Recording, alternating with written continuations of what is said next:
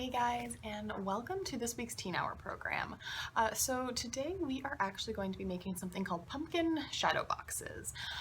So the idea behind this is that you're making like a scene that's in silhouette.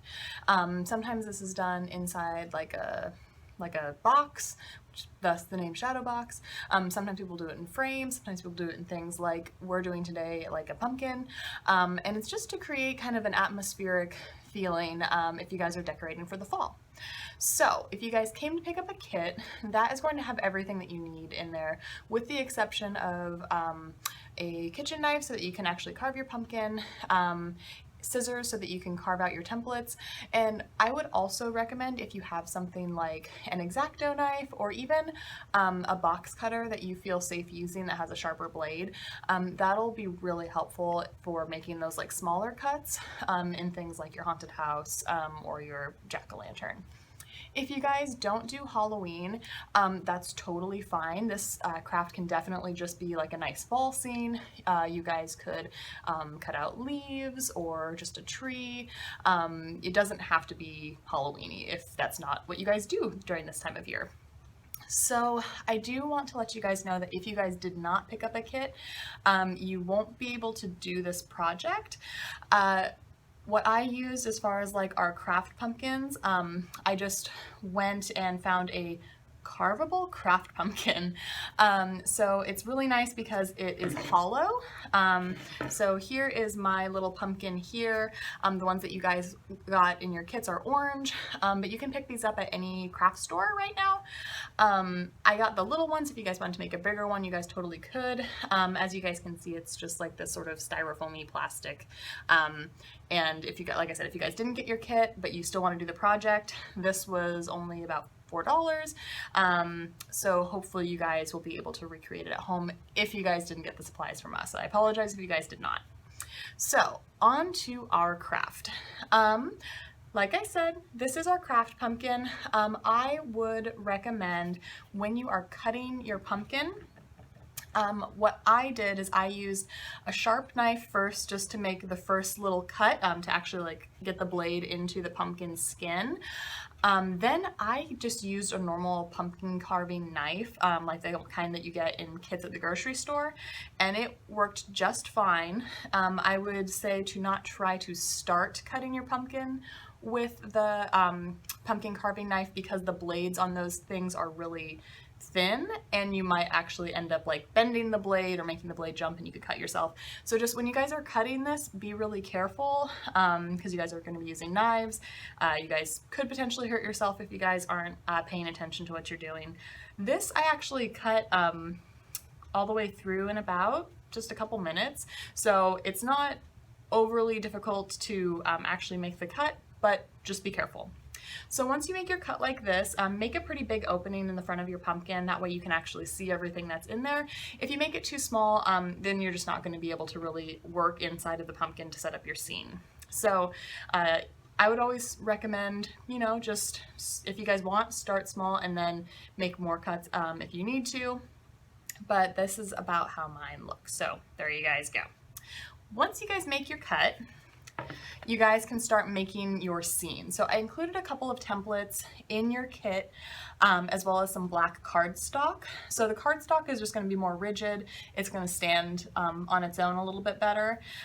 Inside your kit is also a popsicle stick if you guys need a little bit of extra support for your bigger scene. So like maybe if you are cutting out a haunted house and it's not staying very well on its own in the clay, you guys can always hot glue the popsicle stick to the back of it, and that's really going to help support it. So that's just, you don't need to use it, but it's in there if you need it. So I went ahead and cut out some scenes here. So I cut out a little house, and then I cut out a little jack-o'-lantern. And in order for the shadow box to really be quite effective, it's great to have like windows, like in the pumpkin I have like eyes and a nose and a mouth. That way the light behind the scene can really shine through. It just makes it look a little bit cooler. You don't have to cut those little things if you don't want to, but these windows and stuff like that, that's why I would recommend using a box cutter or an X-Acto knife if you have one. It just makes making those little cuts a little easier.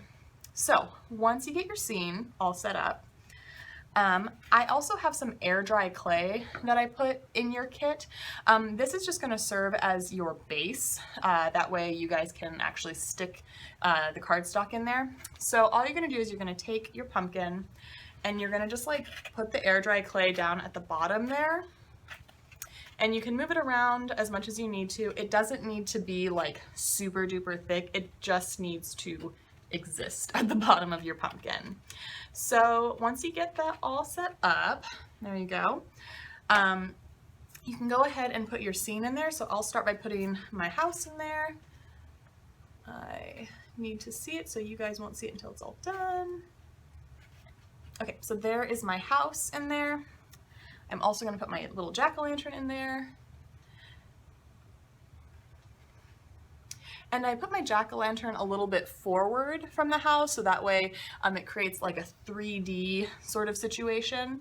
And then once you have things set up the way that you want them to look, you should have a little electric tea light in there. Do not use an actual flame in this. Everything in this is very flammable, so use an electric tea light that is provided for you. There should be a battery in there that works. So once you turn it on, you just put it behind your scene, and then you got yourself a cool shadow box. So guys, that's today's program. I hope you guys have fun.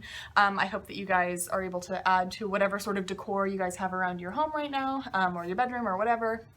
I had a lot of fun putting this one together, so I hope you guys do too. So really quickly, before I let you guys go, I wanted to let you know about next week's program. So next week's program is actually a scavenger hunt. And if you guys joined us for summer reading, there was also a scavenger hunt during summer reading program. This one is different. So I'm gonna do just a quick explanation, and the video for next week will be a more in-depth explanation of what you guys should expect for doing this scavenger hunt. Essentially what you guys are going to do is you guys can pick up one of these kits Friday. They're actually available a little bit earlier, but you know, Friday is always the day that they're certainly ready to go. What this is a scavenger hunt that's going to take you potentially 2 weeks to do. So the next video is going to air on October 15th. So you have until from the 15th to the 30th to complete this scavenger hunt. And it's a selfie scavenger hunt. So you guys are actually going to have to take pictures of yourself with whatever the item is that's on the scavenger hunt. So if this is an issue for you guys, for whatever reason, if you guys can't take a selfie, please give me a call at the library and let me know, or come in and talk to me, because I don't want that to keep you guys from doing your scavenger hunt. So again, if taking a selfie or using like a phone or a camera is an inconvenience or a problem for you, we will figure out a way to work it out. That way you guys can continue to do the program even if you don't have access to a phone or a camera. We'll make it work, so don't worry. And even though this is going to take over about 2 weeks for you guys to do, there is still a program every Thursday. So this scavenger hunt does not take over 2 weeks worth of programming. There's going to be this that starts on the 15th, and then the next program the following Thursday will still happen. This is just, you have a lot of time to complete this one. So that's all I'm going to tell you for now. Like I said, on the 15th, I will share a video with you guys about a more in-depth explanation of what the scavenger hunt is, how you guys are going to complete it. I just wanted to give you guys a little bit of a heads up about, you know, having to take pictures with the items to prove that you actually found them, and to let you guys know that if you can't do that, don't panic. You can still do the program, just chat with me and we'll figure out something else. So that's what I have for you guys this week. Enjoy. Please be careful when you're carving your pumpkins and cutting out those templates, but I hope you guys have tons of fun, and I will see you guys next Thursday to talk about the scavenger hunt. All right, you guys, I will see you later.